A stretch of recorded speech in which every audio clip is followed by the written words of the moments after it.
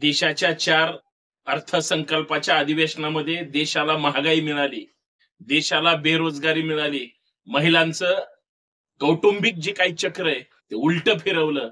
अक्षरशः महिलांचं घर चालवणं मुश्किल करून टाकलं. आज मात्र 5वं अर्थसंकल्पीय जे की या मोदी सरकारचं शेवटचं अधिवेशन आहे.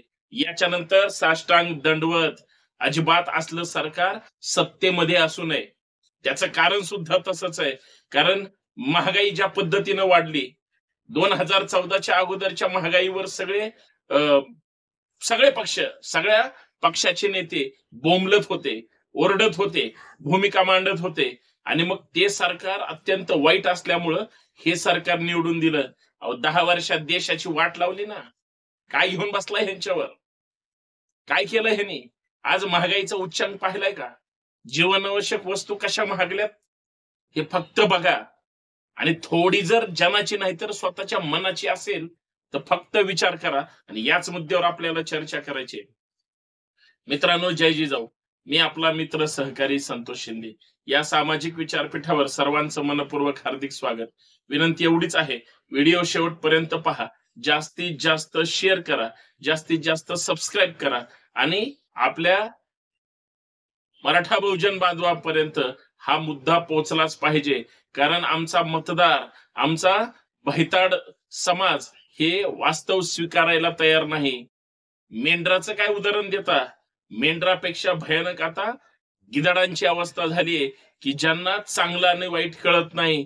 तो विखुरलेला प्रत्येक राज्यातला, प्रत्येक देशातला, अर्थात आपल्या देशातला आणि सगळ्यात महत्वाचा आपल्या आसपासचा मानवरूपी समाज सत्य स्वीकारायला तयार नाही. याच मुद्द्यावर आपल्याला चर्चा करायची. कारण आजपासून देशाचं संसदीय अर्थसंकल्पीय अधिवेशन सुरू आहे.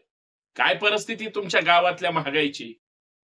तुम्हाला तुमचं कुटुंब चालवू शकता का? एवढे पैसे तरी मिळतात का? आणि महागाईचा उच्चांक, घरातल्या सगळ्या जीवनावश्यक वस्तू महागल्या. अहो 5 नाही 10 पट महाग झाल्यात वस्तू. आयुष्यात कधी पेट्रोल डिझेल एवढं महाग झालं होतं का? कधीच नाही. स्वातंत्र्यापासून आजपर्यंत अजिबात नाही. काय केलं आपल्या सरकारने, केंद्र सरकारने? देशाची महागाईमध्ये अक्षरशः माती केली. गॅस सिलेंडर केवढ्याला होता 2014च्या अगोदर? किंवा हे सरकार यायच्या अगोदर केवढ्याला होता? 400-450 रुपयाला होता. आज घरातला घरगुती सिलेंडर केवढ्याला आहे? 1150 रुपयाला. 1100 रुपयापर्यंत जर सिलेंडर घरात येत असेल तर तिप्पट नुसता सिलेंडर वाढलाय. तूर डाळ, मूग डाळ, साखर, गहू, ज्वारी आणि सगळ्यात महत्वाचं खाद्यतेल. अहो तो तेलाचा 15 लिटरचा डब्बा, 15 किलोचा केवढ्याला मिळत होता अगोदर आणि आता केवढ्याला मिळतोय? झालाय का नाही तिप्पट महाग? आणि म्हणे तरीही आएंगे तो फिर से मोदी. काहीतर अंधभक्त तर इतके बेकार जमत आहे. ते तर काल परवा म्हणत होती माझ्या, आणि मला ट्रोल करतात. मी वास्तव बोलतोय म्हणून टीका करतात, घाणेरड्या किंवा चांगल्या वाईट कमेंट करतात. हा त्यांच्या बुद्धीचा दिवाळखोरपणा आहे. परंतु त्यांची सगळी लोक जमा होतात. आमची कुटुंब लोक खपलीत हे कळायलाच तयार नाही. देश वाचवण्यासाठी काही लोक विचाराने, कर्माने, कर्तृत्वाने जिवंत आहेत की नाही, ते सुद्धा झोपेचं सोंग घेऊन बसली, हरकत नाही. पण या सगळ्या ह्याच्यामध्ये महागाईचा जो उच्चांक आहे तो कमी नाही झाला. पहिल्या पंचवार्षिक जेवढा होता, दुसऱ्या पंचवार्षिक मध्ये अजून जोरात झाला. साहेब, परिस्थिती फार वाईट करून टाकली ह्या लोकांनी. तरीही आम्हाला काहीही कळायला तयार नाही. आणि ही अवस्था आमच्या देशाची आहे, ही अवस्था प्रत्येक व्यक्तीची आहे.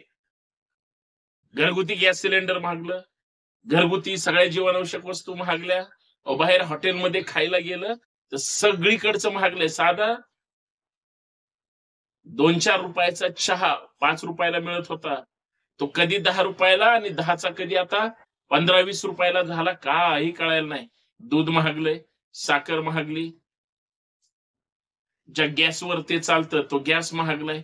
मग तो माणूस देणार कसं? साधा वडापाव, ज्याच्या हातावर पोट आहेत, जे सर्वसामान्य शेतकरी, कष्टकरी, कामगार आहे, त्याचं काय? शेतकऱ्याची काय अवस्था करून टाकली या सरकारने. अक्षरशः कंबरडं नाही मोडलं, कमरेतूनच मोडून टाकलंय. कष्ट कर आणि मर. तुझ्यावर आसमानी संकट असेल, सुलतानी संकट असेल किंवा हे जातीवादी रूपी सरकारचं संकट असेल. माणसं बघून धोरणं ठरवली जात आहेत. आणि माणसं बघून धोरणं ठरवत असताना म्हणजे आमदार पळून आणि खासदार पळून पक्ष फोडले जात आहेत. सगळे घाबरलेत. विरोधात म्हणजे विरोधक नावाची गोष्टच या देशामध्ये राहिलेली नाही. राज्यातच सोडून द्या. अर्थसंकल्पीय अधिवेशनात काय निर्मला काकू काय मांडतील माहित नाही. पण निर्मला काकूंना एवढी मात्र विनंती आहे, सगळं काही मागवा. तुम्ही जीएसटीच्या रूपाने सगळं आमच्याकडून वसूलच करताय. तसंही देशामध्ये म्हणजे 150-200 कोटी लोक असाच जीएसटी सर्वोच्च भरतायत तुमच्या तिजोरीमध्ये. तुम्ही मात्र लोकांचं शोषण करायचं ठरवलंय. आता हे 5वं आर्थिक अधिवेशन अर्थसंकल्पीय हे शेवटचं आहे सरकारचं. ह्याच्यानंतर तुम्ही निवडून नाही आले तरी हरकत नाही. त्याचं कारण सुद्धा तसंच आहे. वाट लावली देशाची. बरं हे मी म्हणतोय का मी देशाचा एक नागरिक आहे, तळमळीनं म्हणतोय तरी, परंतु ह्या सगळ्या गोष्टीमध्ये, या सगळ्या व्यवस्थेमध्ये, या सगळ्या परिस्थितीमध्ये अशी परिस्थिती निर्माण झाली आहे. मध्येच नोटबंदी केली जाते, मध्येच त्या ठिकाणी जुन्या नोटा नवीन, नवीन नोटा जुन्या. या ज्या पद्धतीचं कांड केलं जातंय, हे ज्या पद्धतीचं राजकारण केलं जातंय आणि लोकांना वेठीस धरलं जातंय. पहिल्या पंचवार्षिकमध्ये अचानक नोटबंदी करून टाकली. काय झालं आमच्या देशाचं? म्हणले नोटा परदेशी जास्त जातात, ते दहशतवादी, नक्षलवादी, हरामखोर लोक देशाकडे वाईट नजरेने बघतात, त्यांच्या मुसक्या आवळल्या पाहिजेत. ठीक आहे, काहीच अडचण नाही. नवीन नोटा आल्या. नवीन नोटा बदलेपर्यंत ह्याच नेत्यांकडे कोट्यवधी रुपये नोटा सापडल्या, गाडींमध्ये सापडल्या. आपण काय खोटं बोलायचं, माध्यमांनी दाखवल्या. काय आमचा अर्थसंकल्प मी आतापर्यंत महागाईबद्दलच बोललो. बेरोजगारीची काय अवस्था आहे? आज तरुणांना नोकऱ्या नाहीत, महिलांना नोकऱ्या नाहीत. कुठल्याही महिलेला विचारा, ताई किती शिक्षण झालंय? ग्रॅज्युएट आहेत, डबल ग्रॅज्युएट आहेत, उच्च शिक्षित आहेत, उच्च विद्याविभूषित आहेत. अहो ज्या सरकारमधले मंत्री पीएचडी करणाऱ्यांना हे काय पीएचडी करून दिवे लावणार आहेत अशी भाषा बोलतात. त्या नेत्यांकडून राज्याला किंवा देशाला कधी नोकऱ्या देणार आणि काय त्यांच्याकडून अपेक्षा करणार हा संशोधनाचा विषय. यांच्याकडून काय अपेक्षा नाहीत, ठेवू शकत नाहीत. एकतर सरकार बदला नाही तर नेते बदला, हाच एक फॉर्म्युला महाराष्ट्राच्या आणि देशासमोर आखावा लागेल. पर्यायच नाही त्याशिवाय. नोकऱ्या भरत्याच नाहीत आणि काढल्या तर ते 50-100 पद असतात आणि त्याला लाखो अर्ज आलेले असतात. तलाठी भरतीमध्ये काय घोटाळा झाला, टीईटी त्या निकालामध्ये काय घोटाळा झाला, शिक्षक भरती तर लांबच आहे, सगळ्या खात्याचे पदे तसंच रिक्त आहेत. काय करणार अर्थसंकल्पीय अधिवेशन घेऊन?